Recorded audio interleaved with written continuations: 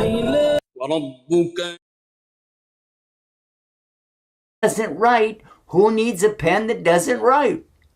And that is the message of our purpose in life with our Creator. He said in the Quran, in Surah Al-Dariyat, chapter 55, verse 56, very clear that He only created the human beings and the jinn for one purpose. وَمَا خَلَقْتُ الْجِنَّ وَالْإِنسَ. And we come to you almost live from our studios right here in Southern California. And we have our special guest with us, and maybe you've seen her before, maybe not, but I would like to introduce her to you right now. This is another convert like me to Islam, and here she is. Here's Sister Kim. Assalamu alaikum, sister. Walaikum assalam. Everything is going wonderful here in Yuma, Arizona. Is that Numa or Yuma? Yuma. Okay, well, in that case, I guess that'll be all right. Alhamdulillah, Alhamdulillah, Rabbil Alameen. Now, our program tonight is supposed to be with Dr. Muhammad Salah to answer questions, but if you guys would like to call in, evidently he's a little bit ill tonight, so he's been overcoming this COVID virus, getting up really early in the morning over there in Egypt to be with us. So sometimes he can't make it, and that's quite understandable. And I know he does it for the rewards that he gets with Allah, and he doesn't like to miss those, but sometimes you got to take care of your health. You know what I'm saying? All right. Sister. Yeah, sister, let me ask you this. You said everything is going fine in Arizona. How is it going as far as what we talked about last night? We were talking about the mandate of going back to normal in some of the states. Texas, Texas, Michigan, and Mississippi, and Louisiana. Yeah. I think that's the states. Is that right? Right. Yeah, we are not in a situation where we're going to be completely opening up yet, but I suspect that we'll be one of the faster states to do so. Governor Ducey, who is the governor of Arizona, is a Republican, and he has been fairly good about keeping the state in line during the COVID outbreak. One thing he didn't do is he refused to do a statewide mask, mandatory masks, but he left it up to each particular county. And when a county said, well, we want to do county-wide masks, he was very supportive of that. He has also resisted calls back when we were at what we had hoped was going to be our peak last summer. He was very resistant to calls to open up restaurants and things like that. We've been operating with restaurants at 50% capacity, outdoor dining. They still really suggest carry out or pick up for your food or delivery. And they're still doing contactless deliveries. There are supposed to be limitations as to how many people can be in a store, but while I see people at the door of like a big box store, I haven't seen them doing any active counting, and people are definitely not social distancing in that situation. Yuma County in Arizona, we are in the farthest southwest corner of Arizona that you can get. We're right on the border of both California and Mexico. And we have been, per population, the hot spot for COVID back last summer and also over the December-January period. But our numbers are starting to go down now. And I would not be surprised if within a couple of months we start seeing all the restrictions be lifted. It's a little disappointing that it's going to happen that quickly. And it also makes it a little bit confusing for us because right next door we've got California, who has had very strict COVID outlines. And we are so close to California that I have to actually drive into California to get to certain port spots in Yuma. I have to cross the border to get into my own town. And so it might so happen that we have everything lifted in Arizona and nothing is open in California, and that's going to make it pretty tough for a lot of people. Yeah, I can imagine that. One of the things that, well, looks like we've got a call already. Let's take that call right now. Assalamu alaikum. Well, I got to forget to do that every time. Assalamu alaikum, rahmatullah. Hello? Assalamu alaikum. Well, it said it was Denmark, 4-5, something anyway. The situation here in California is not perfect, but it's I think it has a better outlook than, well, when you're at the very bottom, any movement up is considered good. So, but I wanted to take a look right now at some of the things. If you're familiar with California, you know that in the upper middle of the northern part there is San Francisco. The Golden Gate Bridge is there. And I can put that up on the screen for you. That's the Golden Gate Bridge. And the California is here. Yeah, there you go. That's the red state, because we're right at the top of the United States in this COVID virus. And that's worldwide. There's nobody can imagine that the United States of America is the worst hit of all the countries as far as number of cases, deaths, etc. So this is really something. And when you consider that California is on the far west coast,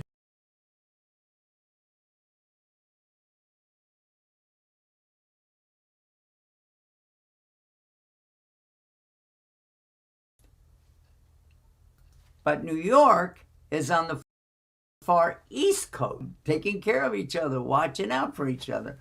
So whenever one of the states goes ballistic and says, no, we're going to do the opposite of everybody else. And the same state that was, in trouble just a few days ago, they were in trouble because it was so freezing cold and they lost all the electricity for the entire state. All of Texas, a place bigger than Saudi Arabia, totally without electricity and not any kind of preparation for this. All because, according to my son who lives there, he says it's because that the politicians did not want to cooperate with the other states. In other words, we share together. If you got a problem, then we're going to get a problem, you'll help us. Okay, so he said that no, that the politicians there said, no, we're going to stay on our own. We're Texans, blah, blah, blah. And we see what that did. So there is always something that is a benefit by being together.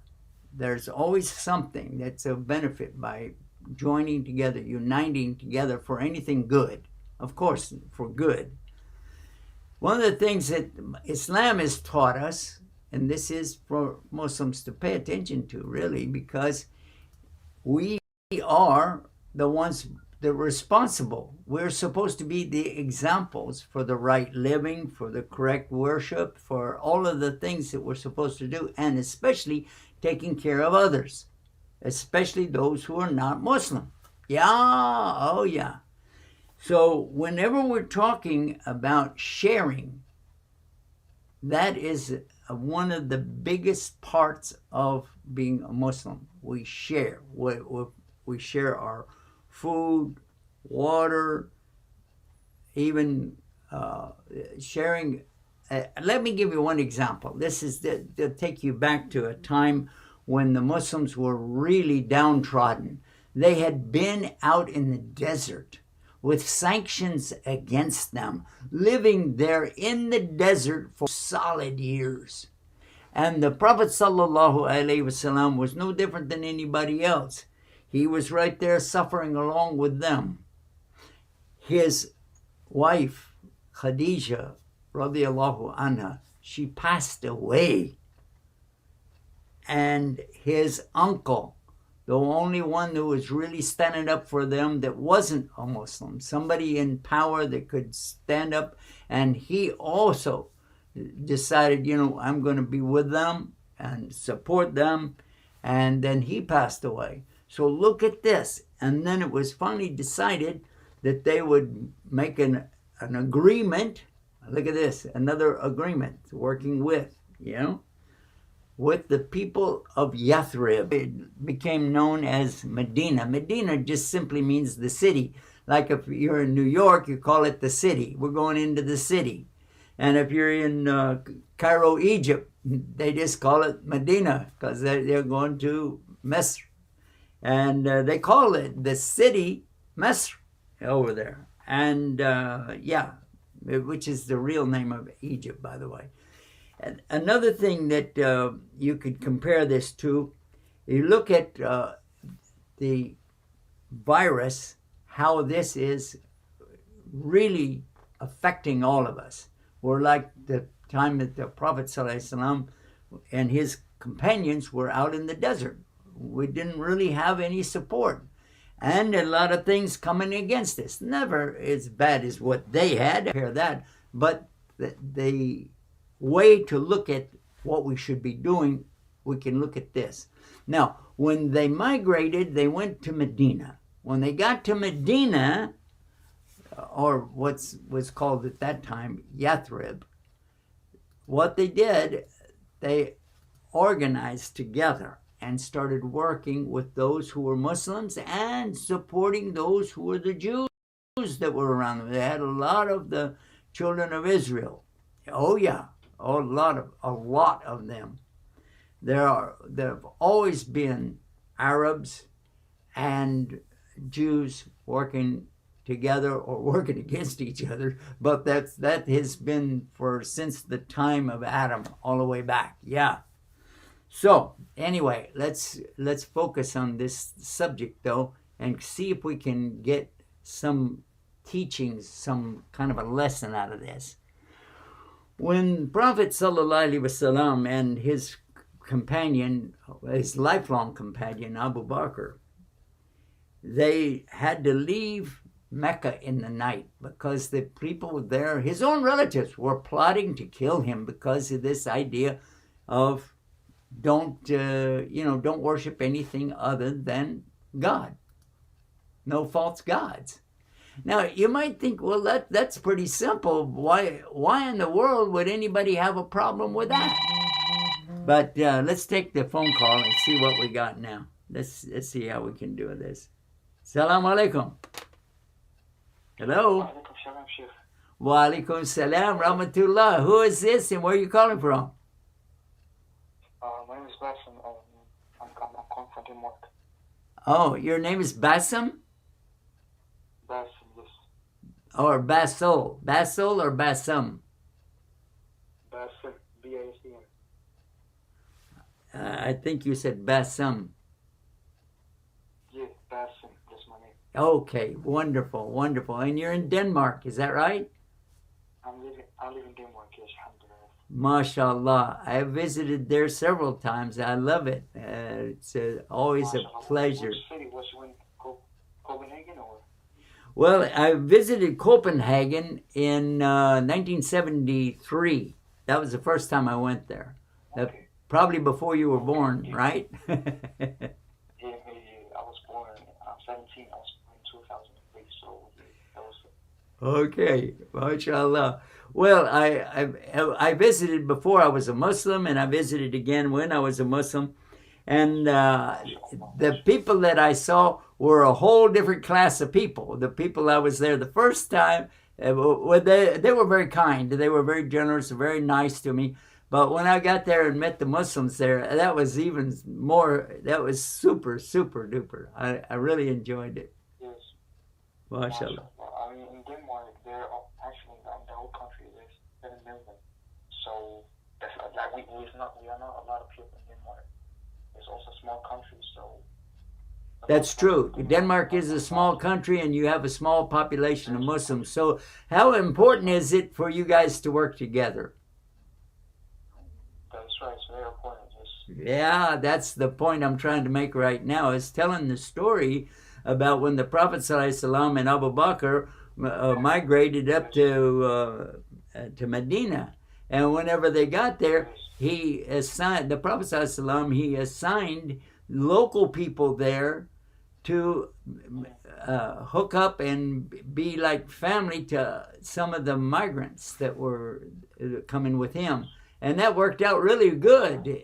He assigned the wealthy ones with the wealthy ones, and the workers with the workers, like kind of to give the flavor of what they would understand and be able to share properly. I think that's the way it was. Yeah. So, and it worked. It worked wonderful. Immediately, they were able to get strength there in the community and be supportive of the other things that were going on, especially to defend the city against the warring tribes. That was really good. So, I summed it up while I was talking to you. Alhamdulillah. First of all, I can't believe I'm talking with Yusuf. Marshall, I can't believe I'm talking to you, because I watch you a lot, videos to help me and guidance to Islam. Even though I'm 17, when I was 10 years old, I just wasn't YouTube and searching the prophets and the history and just speaking of Islam. And then I saw your videos, Mufti Mink. So I'm in shock. I actually speak with you, Sheikh. MashaAllah, MashaAllah. Mufti Mink, you mentioned somebody now that I have huge respect for. And he's in the news right now for playing with the knitting needles.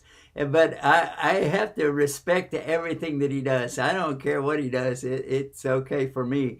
I don't have this, I don't have a need to qualify everybody's actions or what their intentions are. That's not for me. And I do respect him so much. His way, and when you meet him in person, he's a very soft person. He's a very, very lovely person. Yeah. And also, mashallah, the way of when he speaks, not just about Islam, just the way he speaks in general, mashallah, is very, you just see a kind man in him, mashallah. Yep. When I grow up, I want to be just like him.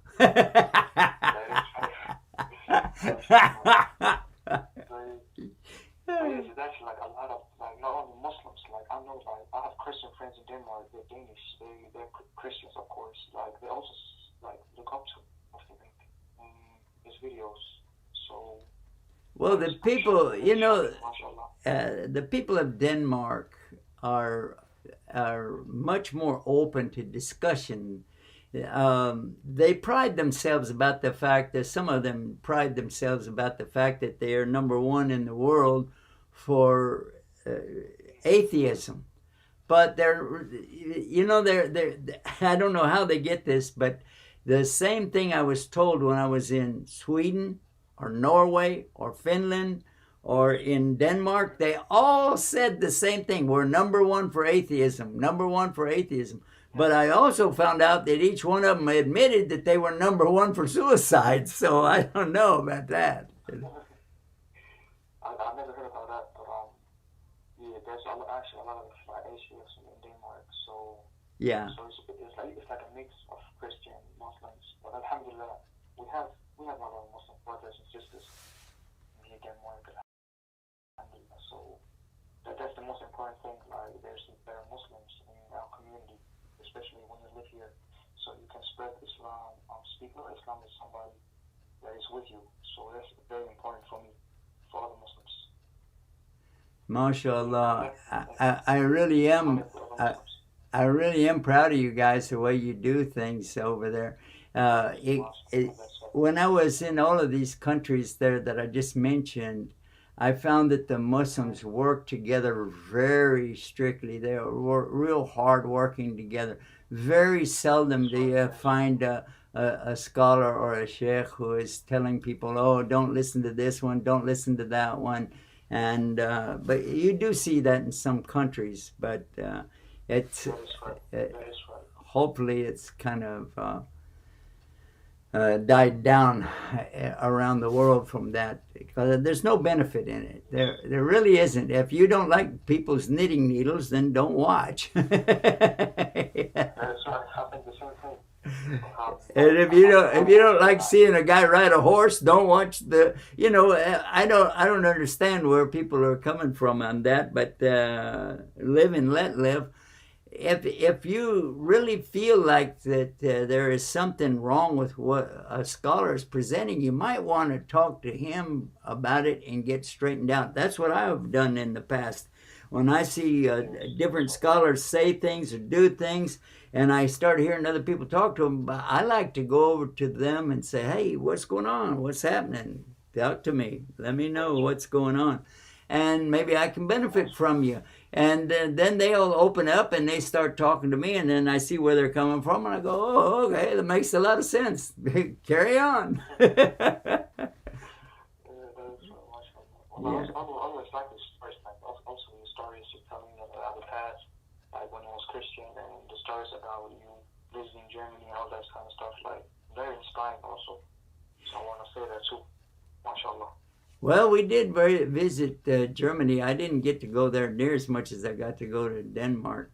Germany, I visited before I was Muslim and after I was Muslim.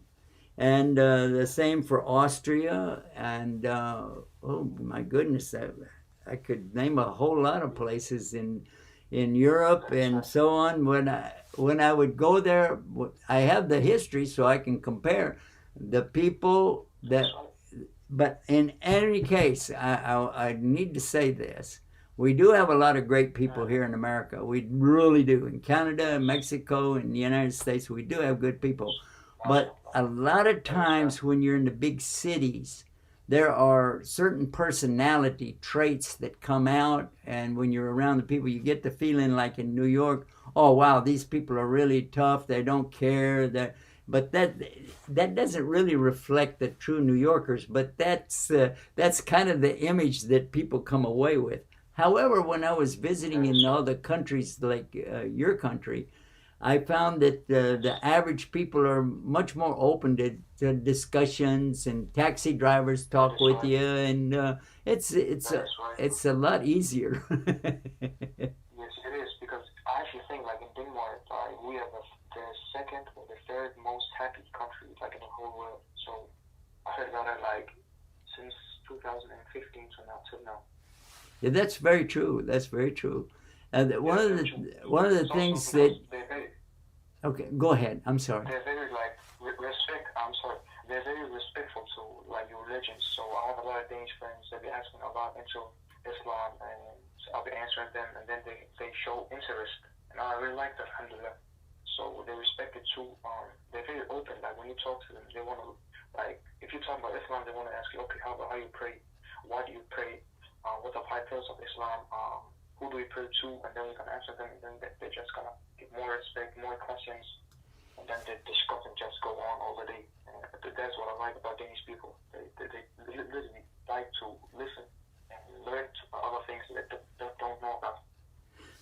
I think that the attitude, you find this in a lot of the countries of the world where people are not forced to just accept this or accept that. They're able to, like what they call free thinkers, but not a particular religion, but just to think freely about things and ask questions and digest that, and not feel like that they have to accept one opinion over another opinion or be a part of a group that's, being a part of a group to work for good is what Islam is all about. But being a part of a group just to tear down other groups, that's not healthy. It doesn't help anybody really.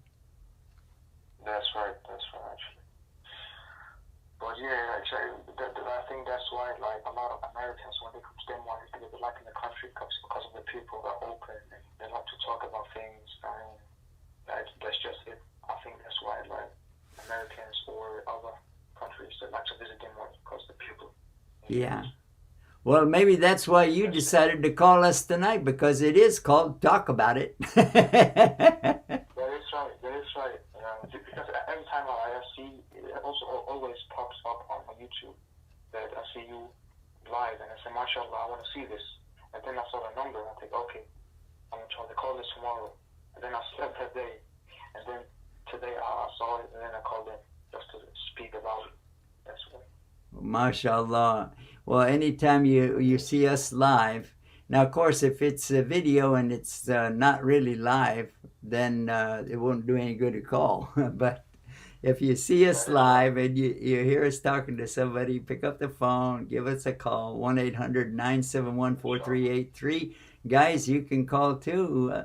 Brother Bassem is in Denmark, and that's who I'm talking to right now. But wherever you are, call us and let's talk about being unity. Especially during this time of the COVID, I think this is a good time for people to put their hands together, work together, minds together, and see what can we do to alleviate the problems.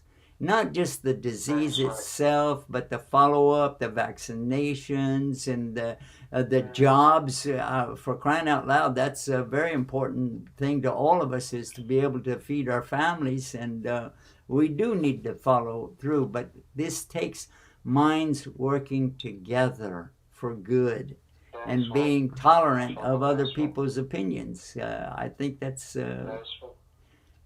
I think if anything, this whole thing should teach the world that as big as the world is, it's still kind of small in the eyes of the Creator. So, yeah, I think... That is right. That is right.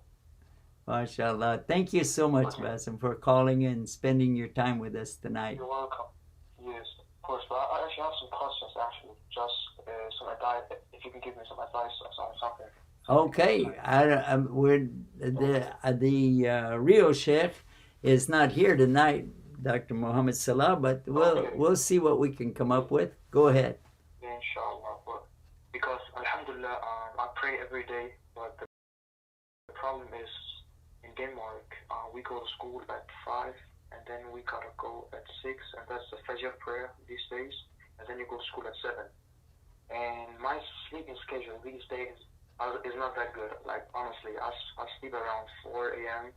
and then around 5 a.m. and then the Fajr is 1 hour, so it is at 6 a.m.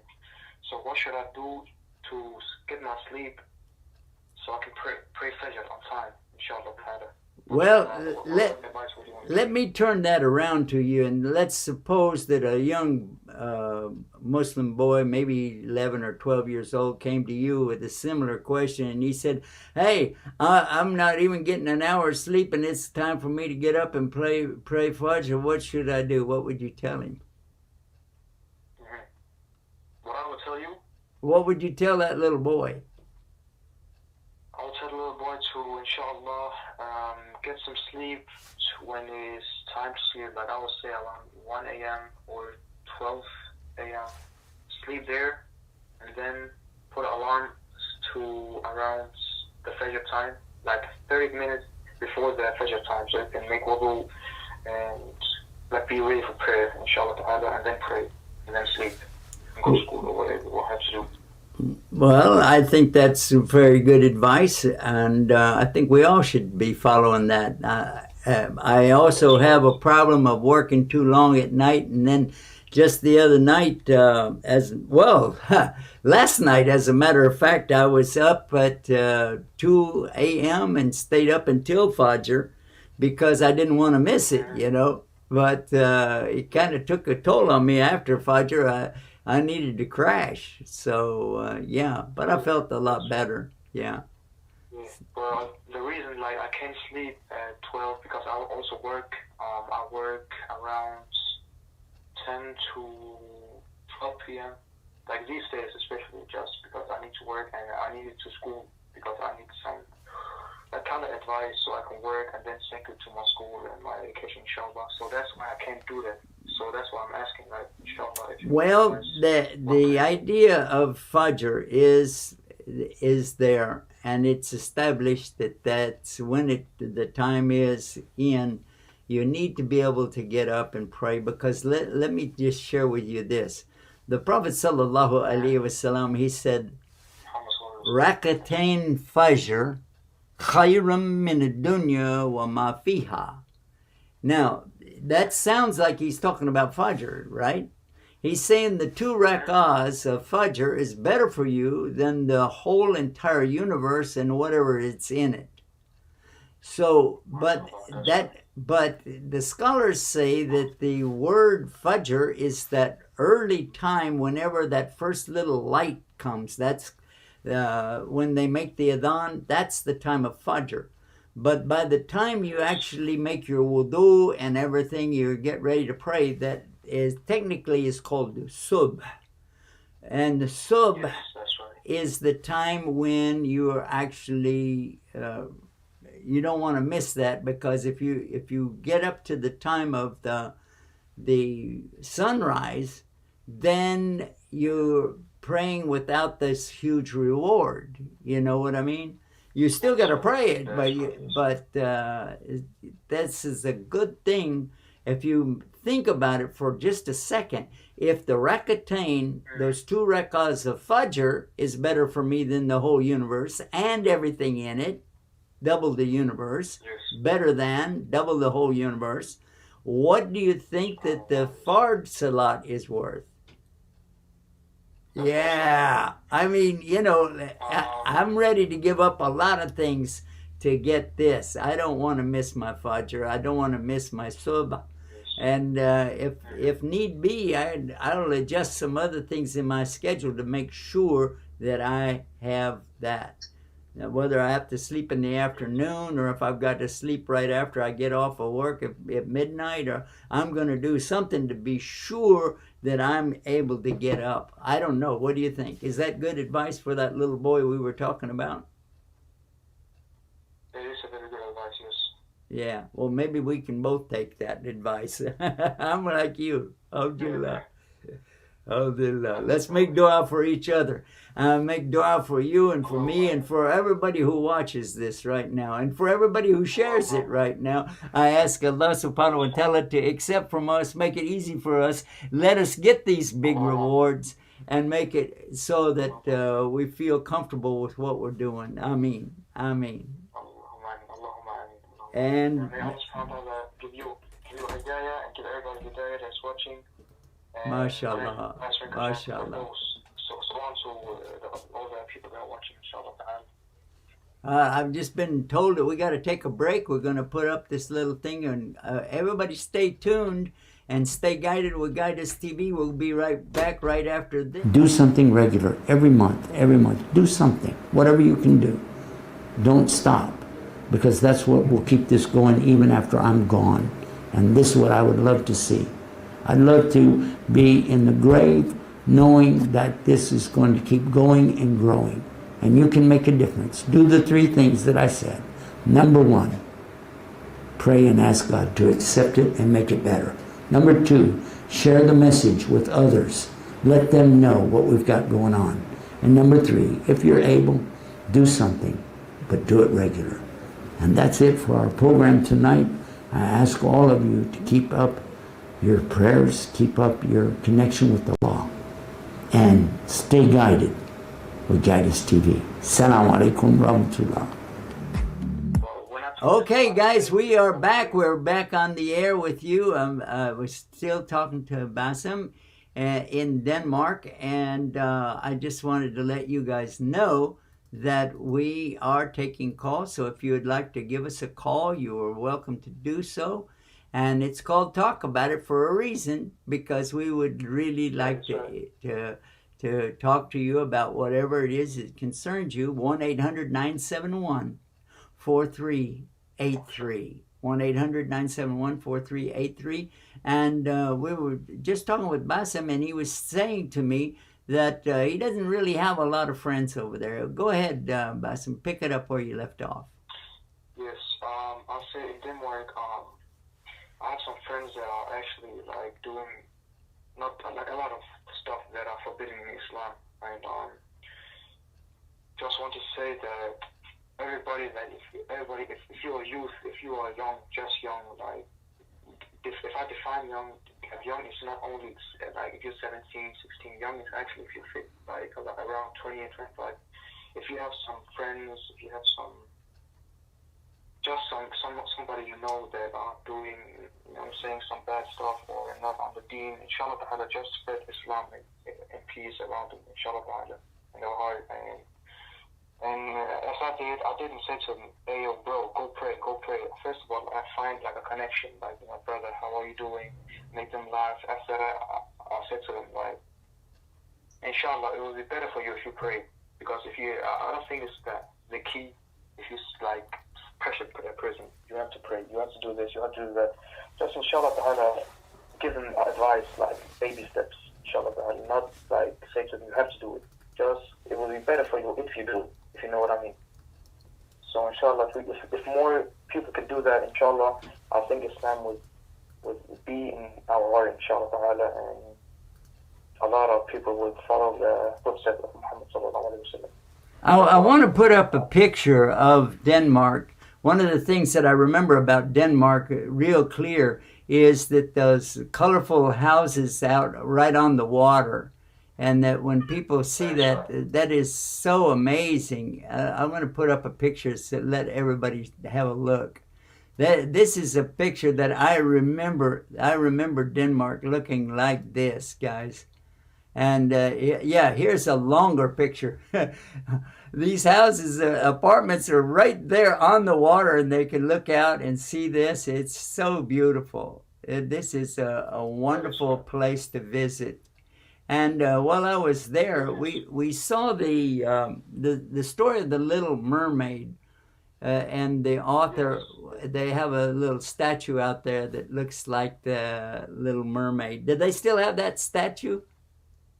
They still have it. And in Denmark, we call it the Lille Havfru. That is basically the translation. That's what you said to Denmark, to Danish.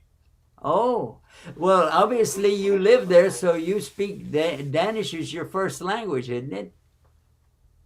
It is my first language, but yeah, so my first language is Denmark, of course, because my dad is from Saudi Arabia and my mom is from Morocco. So, but first of all, Denmark. Wow! Oh, wait a minute. Now you're saying I want to put some more pictures up here, but you're saying your mom is from Morocco, Maghreb, and your father's from Saudi Arabia. Oh my gosh! And these are both Arab speakers, but they're so different in the way that they pronounce things and talk about in slang words. And wow, it must be pretty interesting around there, huh? It is a lot interesting and a lot difficult because Moroccan is like a different dialect of Arabic. So yes, it is.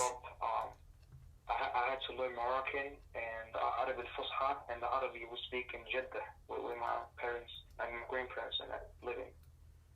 So, MashaAllah. So it is a little bit difficult.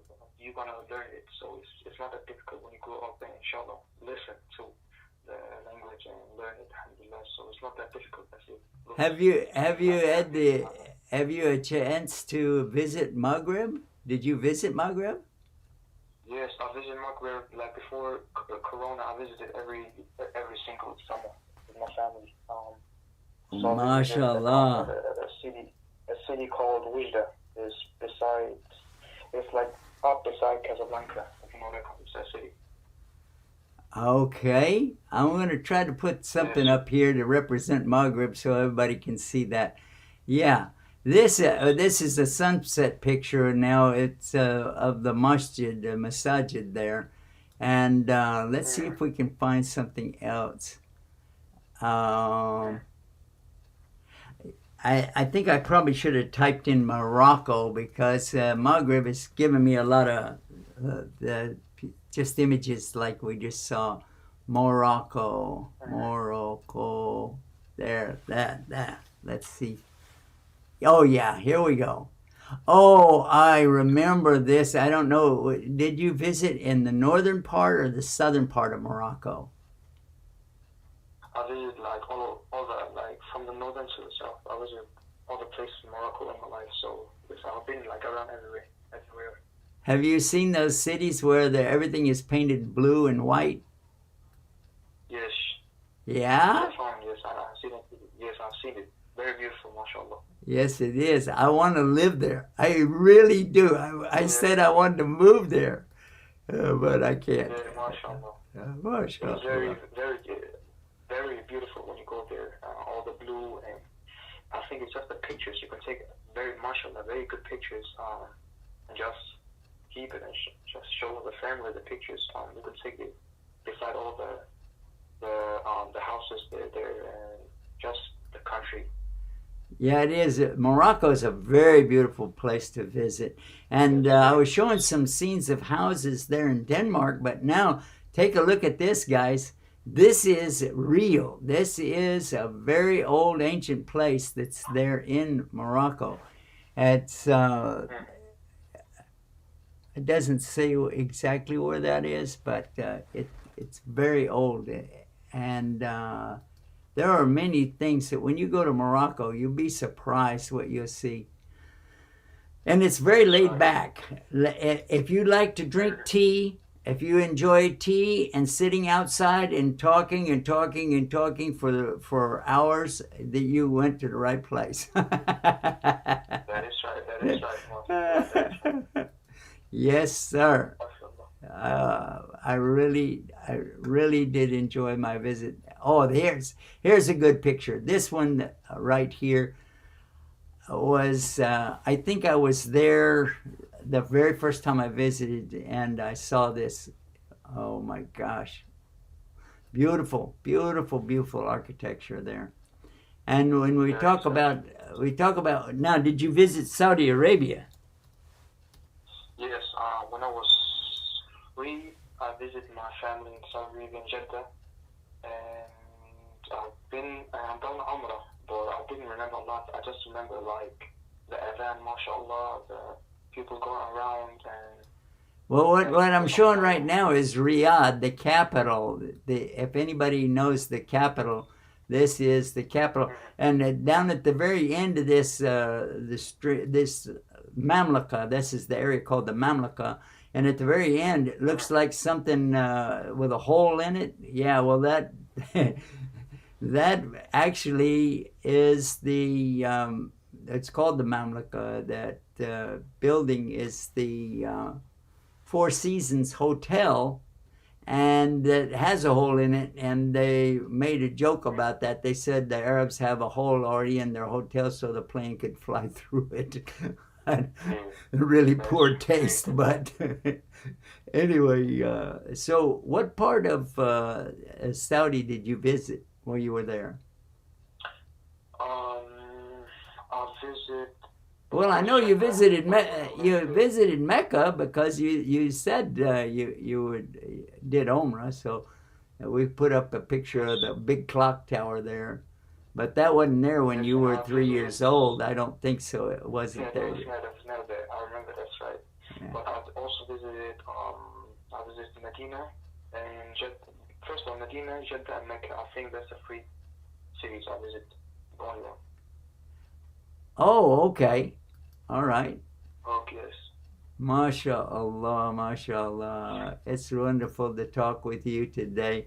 One of the things about the Arabs, they love to wave at you and say hi, and even though I've got a picture of them with the masks on now during the pandemic, but they still like to take time to say salams to everybody. Ma salama. That is right. That is right. Ma salama. That is so you know English, you know Danish, you know Moroccan Arabic, you know Egyptian, Saudi Arabic. Yeah. Wow. And a little bit of French because in Morocco. Oh, parlez-vous français? Mashallah. Parlez-vous français? Un peu. On peut français, that is right, because in Morocco we speak French in Morocco. So, well, that's true. That's Right, I forgot about that. In Morocco, they do speak a lot of French, mashallah. Well, we've had a great chance to visit with you today. This is really a special chance for us and for all of our visitors that watch us and they see these things and they can say, wow, I really got to see all of those things today. Because, mashallah. Jazakumullah khair. Thank you so much, brother. Thank you for calling in. You're welcome. Can people call only every time you are on live? Anytime they even if we don't put the number up, you can still call it because it's sitting right here with me all the time. So what if it's not live? Can you still call or not? Well, they won't get an answer because that 800 number will be just get a recording and it'll say, well, you just stay on the line, but you don't want to stay on the line for 24 hours till we get back on.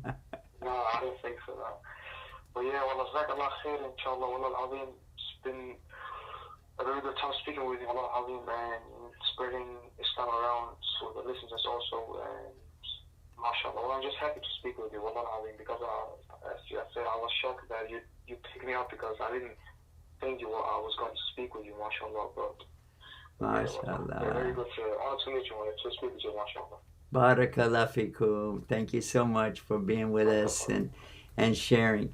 Guys, we're going to take a break right now, a little short break to talk about a pen and what we need to know about that. So stay tuned and stay guided. We'll be right back right after.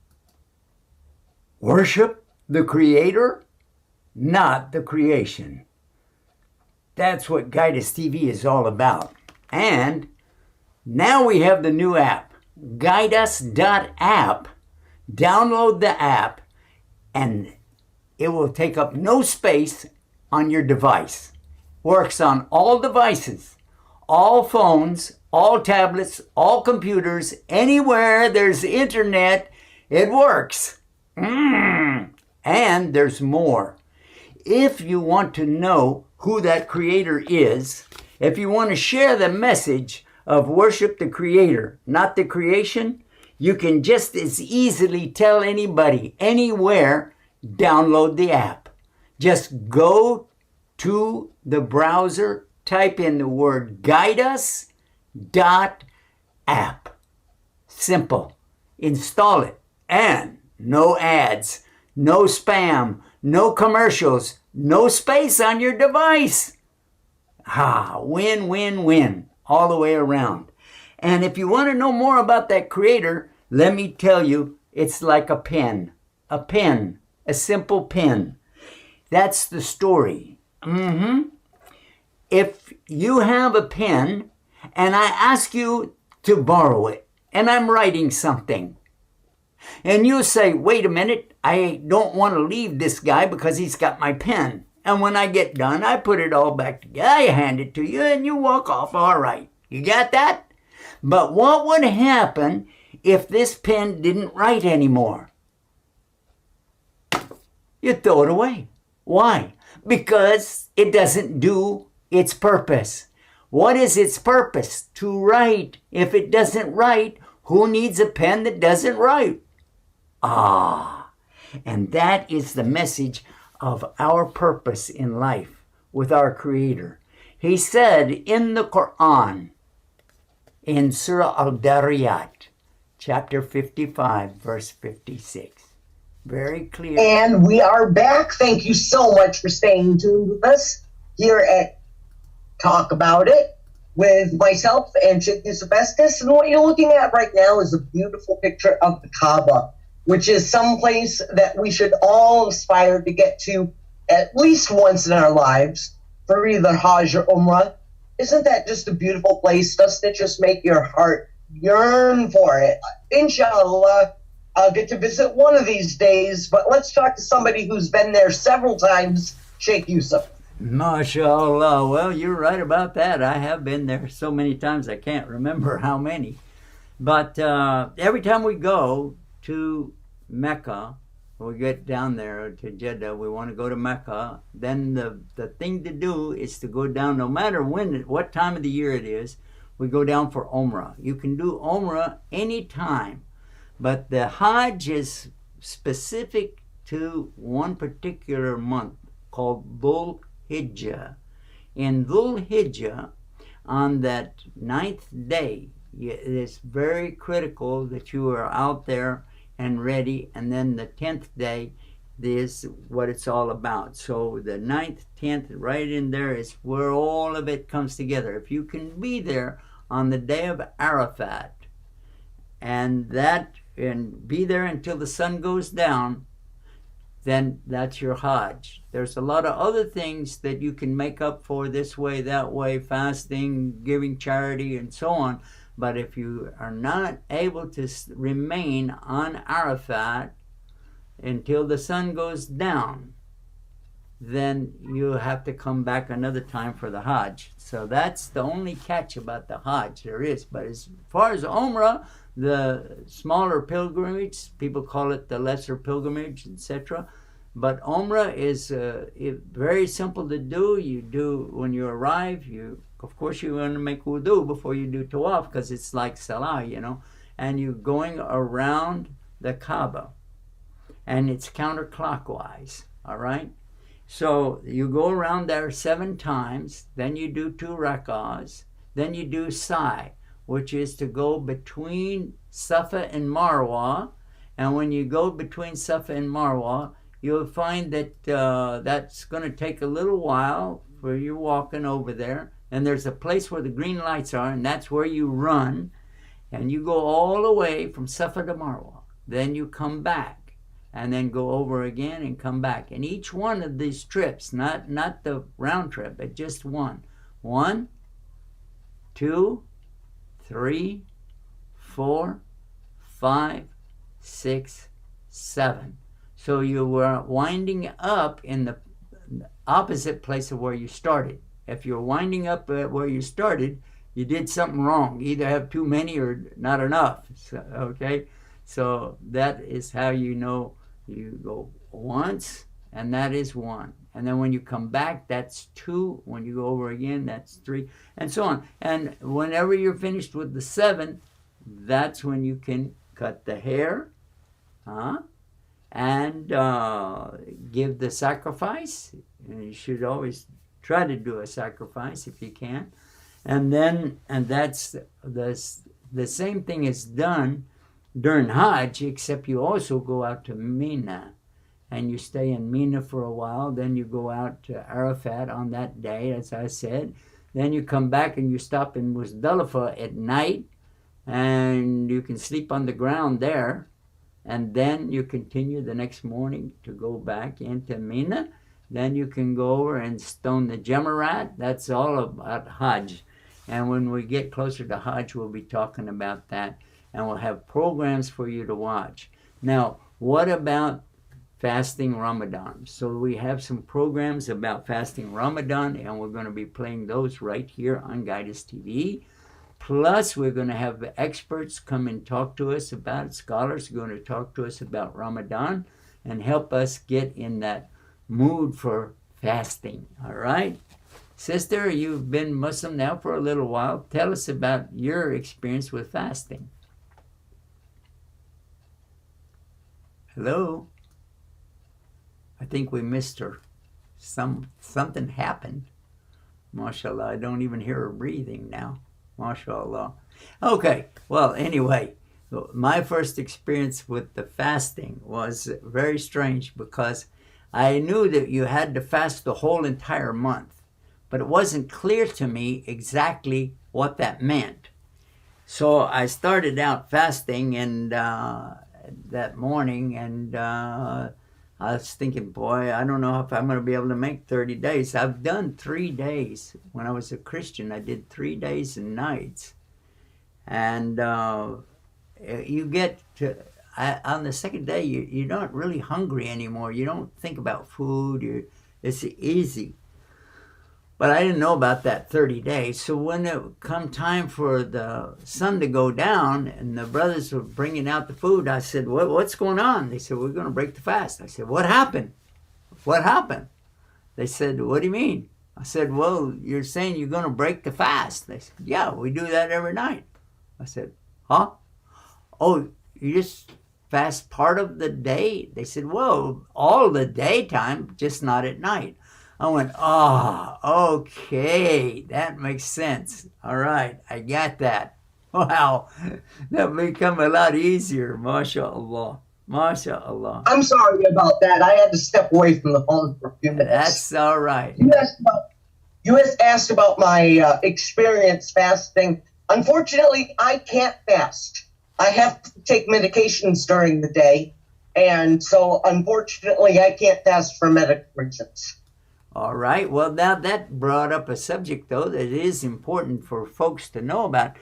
If you have a temporary medical condition, then you're excused from the fasting, but then you make it up whenever you're well enough to do so.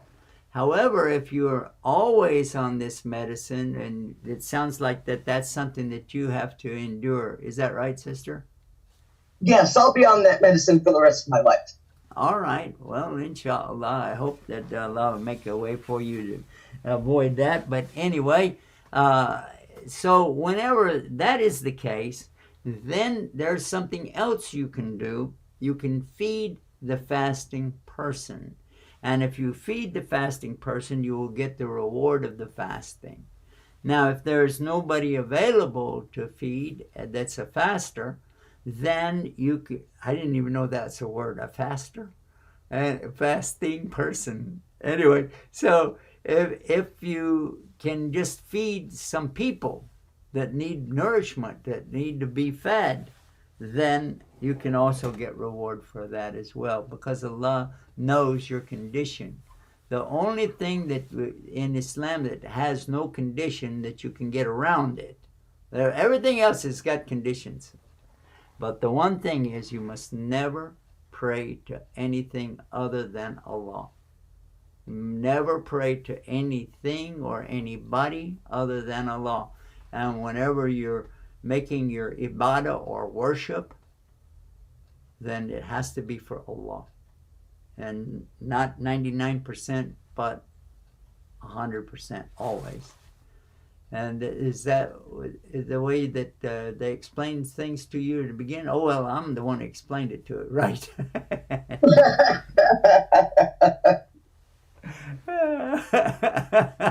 I forgot. MashaAllah. I was going to say, I think you were there. I think you heard it. Yeah, well, I might not have heard it. When I'm talking, somebody don't listen to what I'm saying. But, yeah, a sister drove all the way from Watertown. Is that what the name of it? Watertown, South Dakota? Yes. And she drove all the way over to Minneapolis, Minnesota when we were there with Guideus TV. And that was something else. MashaAllah. I think maybe we can talk about that another time, because I'm getting the word that we've got to wrap everything up right now. So, sister, yeah, just in a brief message, tell everybody how important it is, what it's like when you get to Islam. How important is it? It is so important. You know, if you're thinking about coming to Islam, come to Islam. Continue your studies on it after you take your Shahada, because you never know how many days left you have. And so it's important to take your Shahada as quickly as possible. As soon as you think, I think I want to become Muslim, take your Shahada, don't put it off. Very good advice. Very good advice. And guys, stay tuned and stay guided with Guideus TV. Ah, yeah. Guideus TV, watched by many, loved by all. New Muslims, young Muslims, born Muslims, non-Muslims, all enjoy it. Guideus TV, never ads, always free. Let's keep it free, no ads. Support and share, and get guided with Guideus TV.